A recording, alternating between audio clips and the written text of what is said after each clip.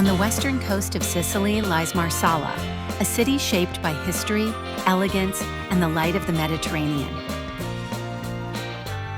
From above, Marsala reveals a refined and harmonious urban landscape.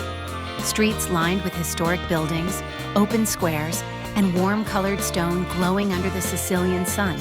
At the heart of the city stands the majestic Marsala Cathedral, dedicated to St. Thomas of Canterbury. Its Baroque facade and grand presence dominate the main square, where life flows slowly between cafes, voices, and tradition.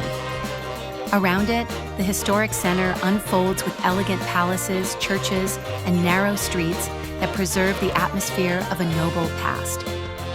This is a city shaped by centuries of encounters: Phoenicians, Romans, Arabs, and Spanish, each leaving their mark in its architecture and culture.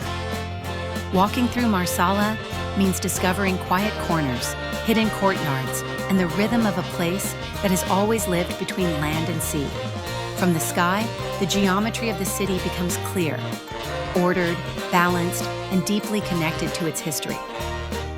As the sun begins to set, the light softens and the stone takes on golden tones, giving the city a timeless and almost theatrical beauty.